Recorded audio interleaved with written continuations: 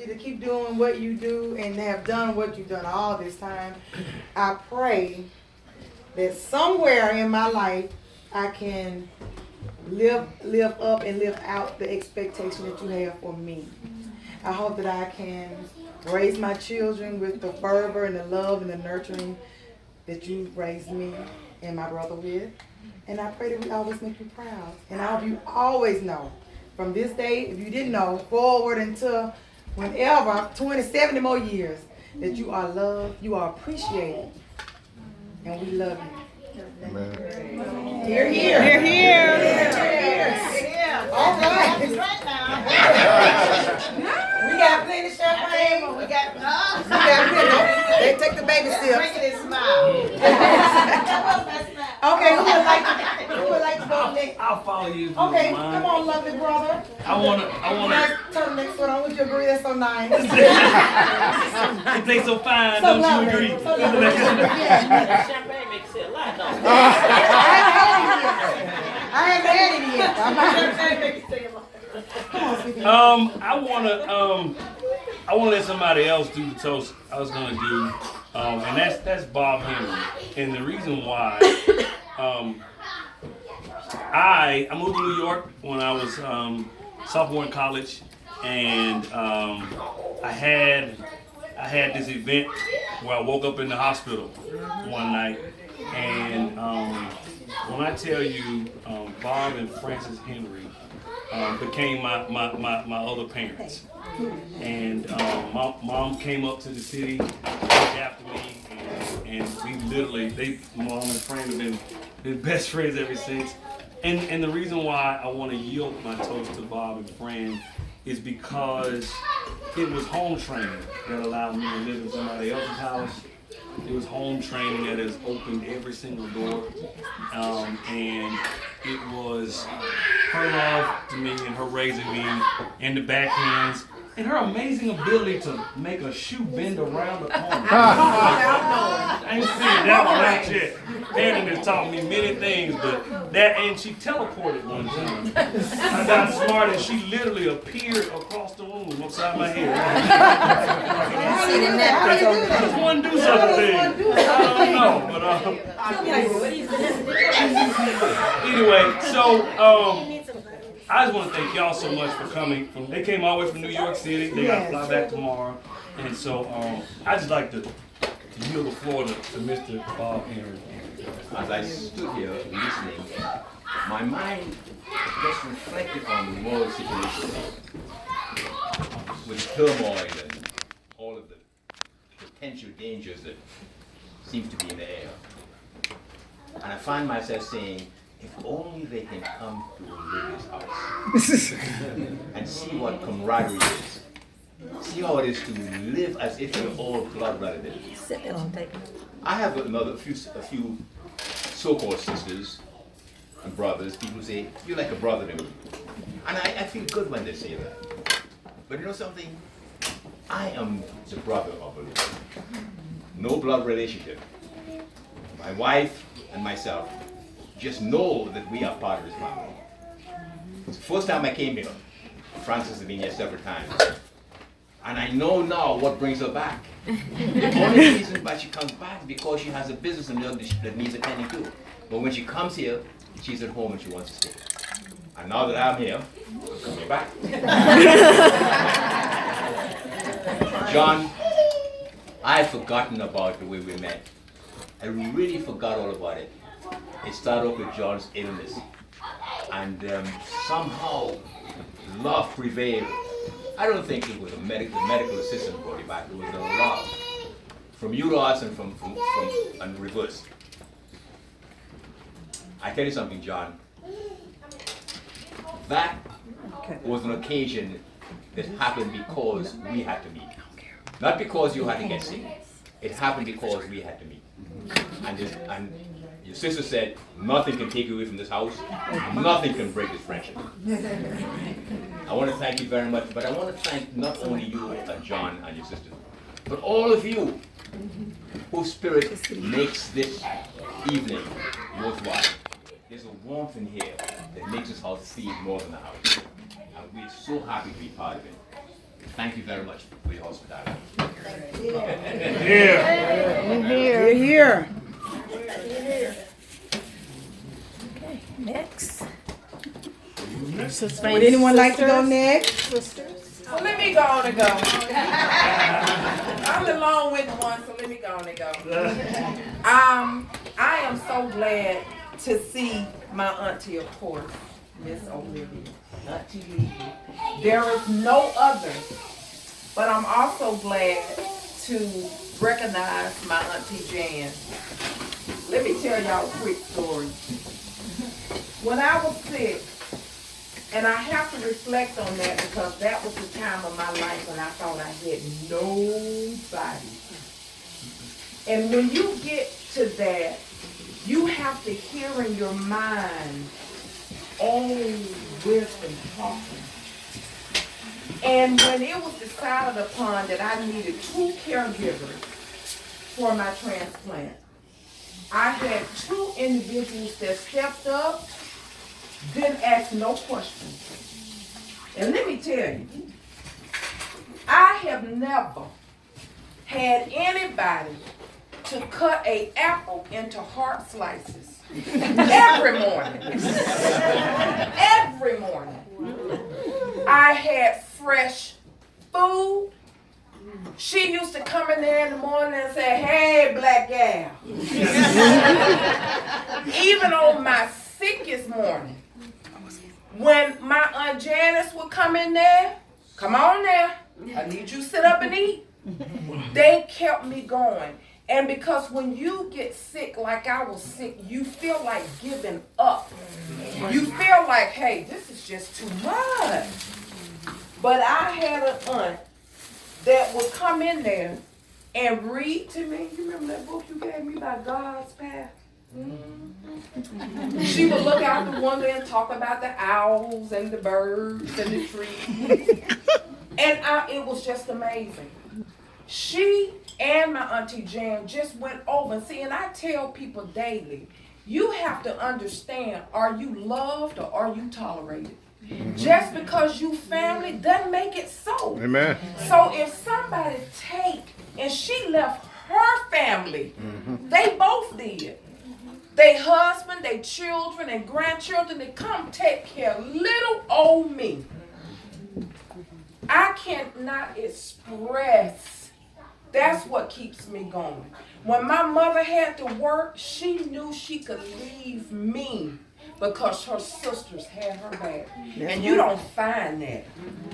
You don't find that. So yes, we talk about the amazing, exceptional person that goes over and beyond with $0 and 0 cents. Can we all say that? No, we can't. Because this love that she gives and the love that my aunt gives is free. It's free. And I'm just so blessed that you love me, little old me, enough. That means the world. Amen. Amen. Well, here.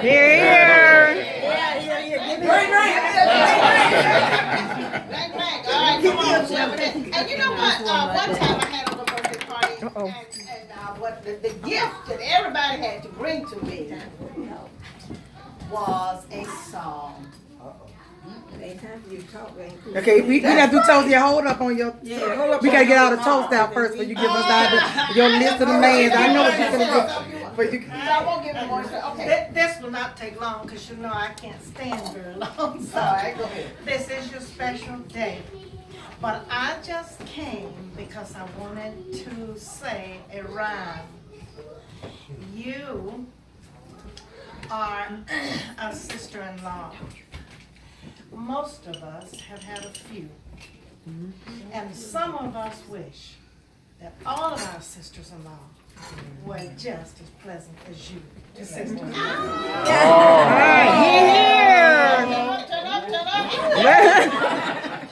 I'm gonna say, it's my mother-in-law, and I really don't ever say anything. But I have to say, because this woman is amazing to me, and on so many levels. She is more than what she gives off. But I have to say, I remember the first time before we met, I don't know if you ever knew this, but I was warned about how she was, meaning that she didn't play anything when it came to her son dating someone. So I've heard some of the other stories. So I guess people thought I would be nervous to meet her, but I was just whatever, I'll be myself. And so I remember when I met her, after we left, my husband was like, "So, what'd you think?" And I was like, "She's cool." Like, she's really cool. I had no qualms, no nothing. I was like, "She's awesome." I thought she was great. And so I have to say, I think it was an instant connection. She probably knew way before I did that this girl was worth dating my son. So I'm gonna leave her alone. Because I think when she knew the other one, she was like, "Okay, we're gonna Start coming sometime. But we have, I think I've gotten to know, I've always wanted a mother-in-law who I can call my mom and mean it. And I call her my mom. She really is a mother to me and my kids. And I could not ask for a more gracious, more humble, more amazing, and fabulous. She dresses like she's not even close to being a grandmother. And she acts like it too, by the way. So, but I am always going to look up to her, and I hope my kids can follow in the way she lives life, as she's free and she enjoys it, and she never stays home. And so I look forward. That's always a good thing. She doesn't sit still. She's always going somewhere, traveling some other place, and it's wonderful to watch that. And I admire everything about you. I love you as much as I love my mom. And so I definitely have adopted you into my heart as mom.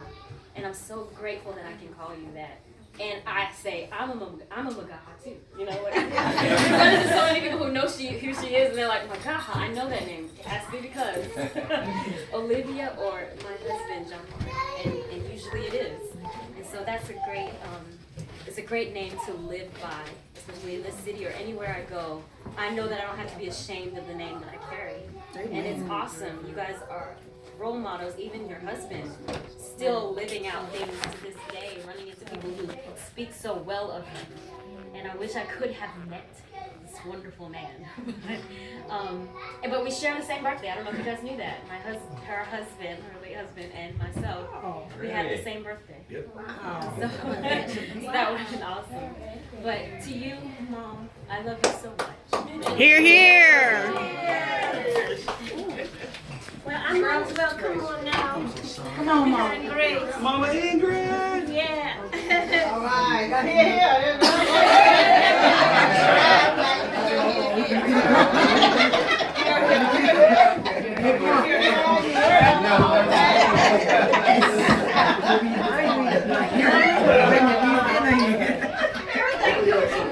I come here to Grace because I'm Grace. You know, John Mark and Grace. John Mark, when he first met me, This is my mother, by the way. he would say, "Oh, I can't wait for you to meet my mom." And I say, "Oh, really?" And Grace would say, "Yes, Mom. She's and I'll be like, "Oh, okay, I can't wait to meet her too." But the very first day we set eyes on each other, that was it. We just hooked up. And you know, it's a great feeling to know that, you know, I feel welcomed. Every time I come here, I feel a part of this family. And I thank you so much for welcoming me and my daughter into your family. I never get to officially say that to you. But I thank God that we can have a relationship that is, you know, so many people are fighting each other and they just, you know, they can't stand. I hear people say all the time, "Oh, my mother-in-law," like, "Oh, you know." But, you know, I'm just thankful that we can be a family, and it is beautiful. It is just beautiful. And, you know, we call each other Mom. Yeah, because the kids call us that. They call us both the same thing. But, you know, I just thank you, and I appreciate you, and I love you so much. You're just like my sister. Hear, hear.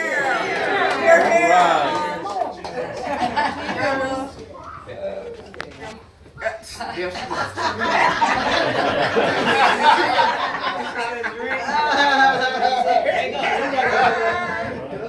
Refill. Well, I guess it's my time, so I'll go next. Olivia and I were church members at New Pilgrim Baptist Church. All right. And that was where we met, but we became family after we met. Olivia is just like a sister to me. And myself, as well as all of my friends, we just love Olivia. We met through Miss Ida Bryant. That was just a dear love of ours. And we've traveled together to different events in different places. And the only thing I always tell Olivia when we go someplace is, Olivia, I wanted to hear you sing. No matter who's singing, I always wanted Olivia to sing. So about a month ago, we had a musical at our church. And I said, oh, I get a chance because it said it was featuring Olivia McGaha in concert. I said, I'll get a chance to hear Olivia sing. But as usual, Jasmine, you know, church starts at 11 and I get there at 11:30. So I was a little late for the concert. And Olivia had already performed before I got there. So Olivia, I'm still waiting to hear my song. I still want to hear you sing. But above all, you know that I love you. You're a part of my family, and you always have that special place in my heart. Yeah. Here, here.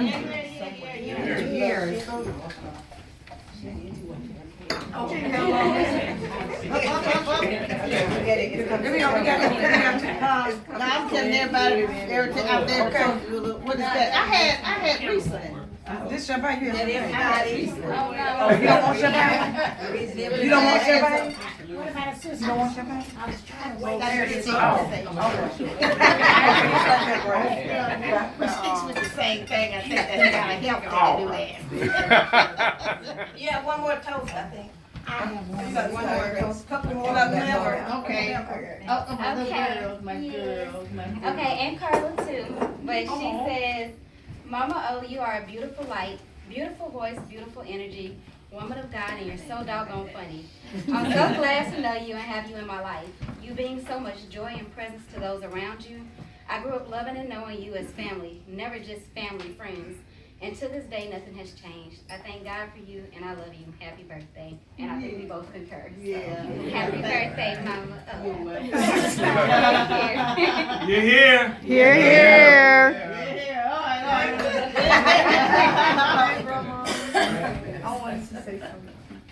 So, I remember, well, first off, Jamari wastes water and stuff all over her clothes. That's why she's got on pajamas. Tomorrow, who is 14. Right. And 7 feet tall. Okay. So first off, You want me to get her? yeah. Yes, please. She clean. So first off, I wanted to say happy birthday, and that I could never be, even though I'm still in the process of growing up, you know, most of the stuff that I know I wouldn't know it without, you know, being your granddaughter. And, you know, being really young, walking around with my grandma, I'd be like, they'd be like, is that your granddaughter? I'd be like, yeah, that's my grandma. That's my grandma. And I feel so, so elated to just say your name to anybody, and just knowing your name and you being my grandma, just telling me everything. Like earlier, we had a talk about just responsibilities and looking up to you as my role model, and my closest, one of my friends I could like talk to about anything, one of my closest friends. And you know, it means a lot that you're here and that you're 70, like he's 70, grandma. No, you finna turn 25. It's okay. We all know it.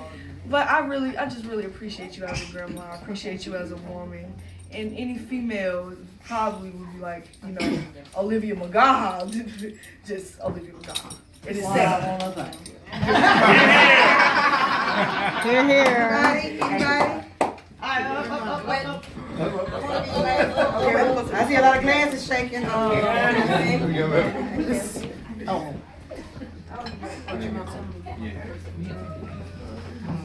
Okay.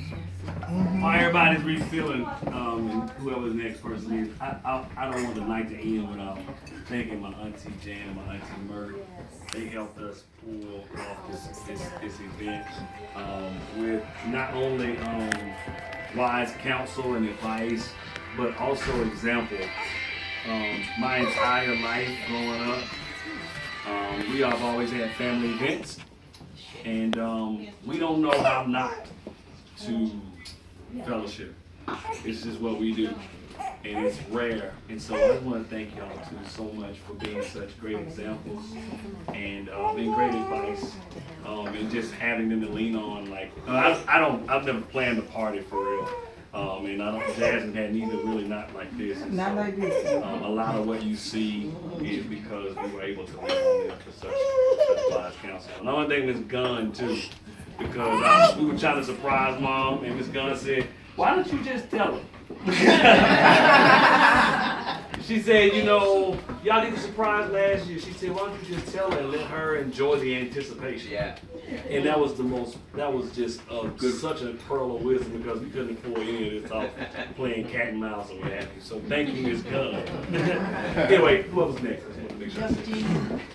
Dope G. Hello, everyone. Hello. Those of you that I have not met yet, I'm Debbie McKnight, and this is my husband, Emmett McKnight. Yes. And we drove down from Memphis, Tennessee. Right. We got a call from John Mark, and he said, "This may be late, but could you come?" And I said, "Of course, we will be there." My connection to this wonderful young lady is we attended Mississippi Valley State University together. Of course, she was 10 years ahead of me.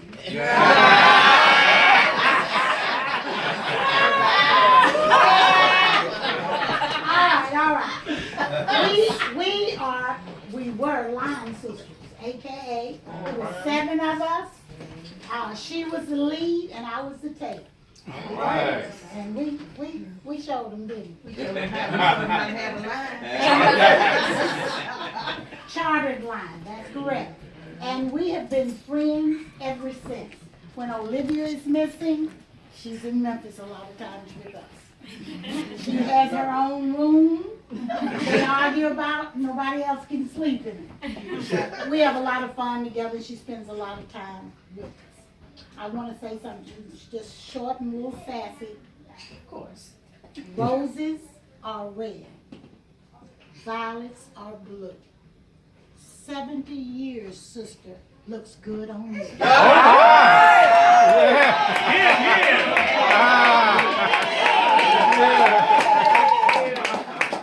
Amen. All right, climb up now, come on. I'll go next. What's your favorite?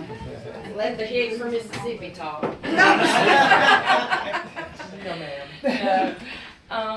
Well, John Mark mentioned the tornado back in, I think, 2011. And that is what brought Miss Olivia into my life. Our church was over here in Pratt City, just trying to help with debris, clear out roads, bring water, food, whatever, to all the area that was affected around here.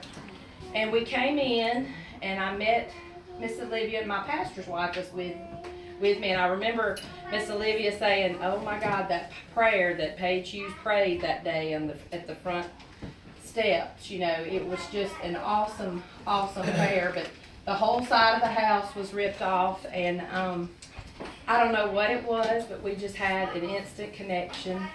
And I remember one of the times that we went to the storage building after we were helping get things out and going through the rubble, and I said, "Miss Olivia, I know John Mark thinks I'm crazy because I stared at him all day." I said, "But I've met him somewhere before." And so what it was, he was Erskine Hoskins in the play at Children's Theater, and I remember, it dawned on me.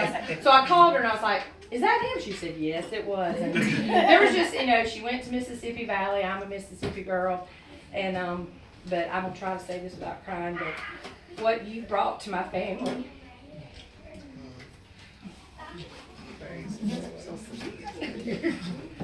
I mean, she has been like a mom to me. And so, you know, you have everything that's been said, you have provided for me, she's loved my kids, come to weddings, come to graduation parties. John Mark made up an Oreo truffle song, blues song, you name it. And you've always made me feel welcome. And I can't imagine my life without you. And I just, you know, God uses tragedy and He can use anything bad. So just remember that in the times we're in. So He can even use a donkey. So he might even use Trump for it. It's all over.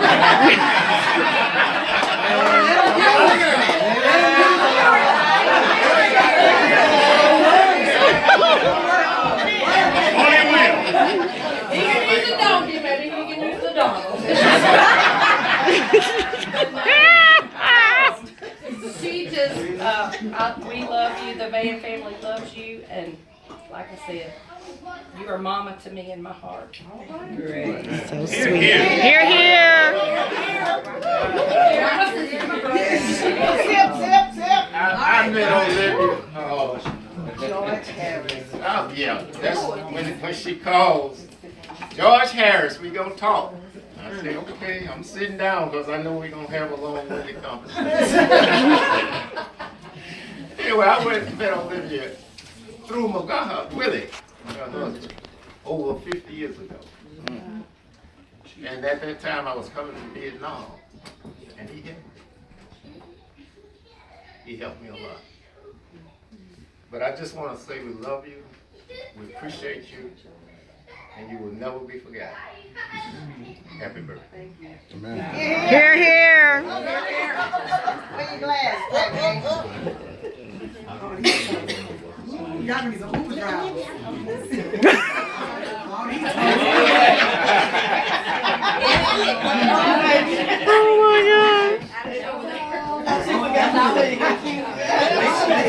Oh my God. John Martin, play for you can sing for us tonight.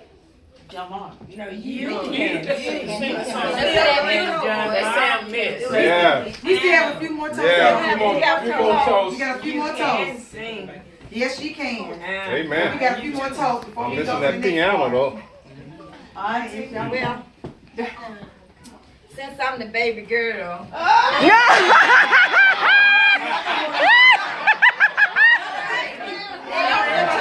She was the baby girl because she cried so much. They said something to her to make her feel better.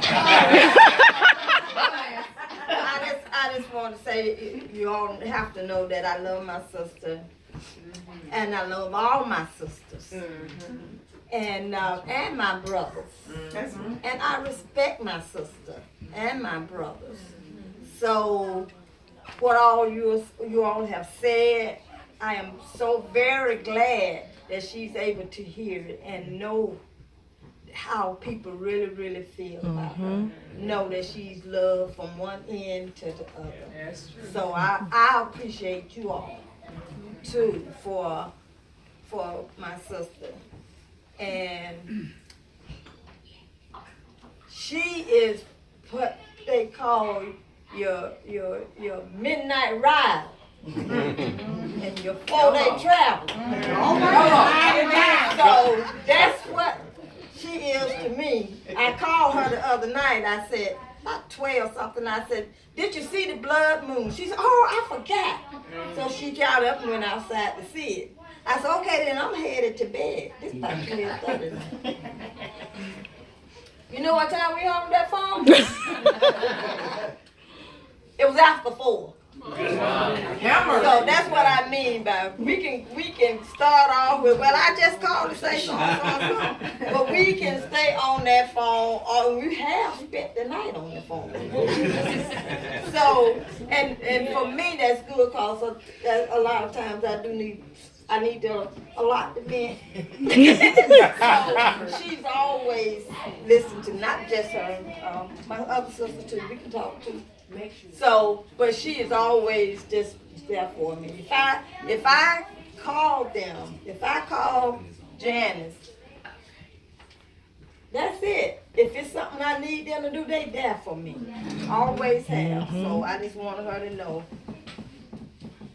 that I love you, and I wanted other folk to know that you love your sisters, but your sisters love you too. Amen. All right. Hear, hear.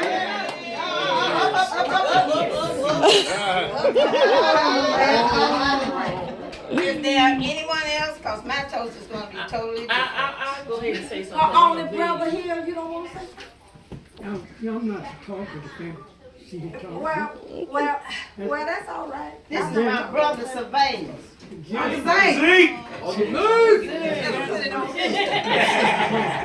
Sister Mom. My sister Mom. She tell me everything to do when you do how to. And most of the time she's right. David, this is my baby sister, saying, I love you, girl. I know you do. And you're the best.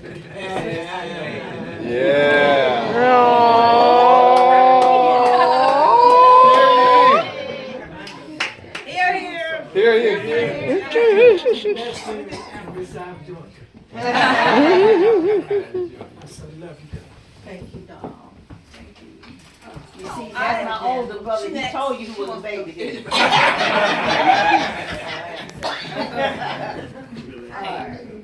My name is Pat May.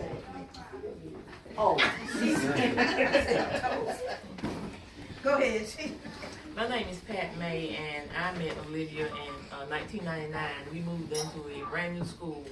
I moved into a new house in 97. I moved into a new church in 99, a new school.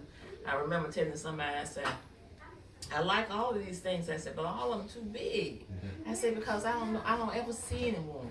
So when we went there, our principal said, try to meet someone that you don't know to try to get in contact and maybe make a relationship with them. So I said, well, I'm going to do that because I don't know anybody hardly other than the people who came from the school that I came from. So someone told me that Olivia's husband was sick. I said, well, maybe I can reach out to her. Maybe I can visit her and her husband to kind of see about him. And sure enough, I came over. And he was sick, like they said, and he was very kind. And he and I bonded. And I just remember seeing him in the bed upstairs. And he was sick, but he still had a good spirit. So I came back, and after I came back the second time to see him, I remember what bonded me with him was my father had in between the time I met him the first time and the second time, my father had a massive heart attack. And I was very sad, but Olivia's husband told Olivia, she said something is wrong with that girl. She said she's not the same as when she first came over here. And so that kind of drew me to them.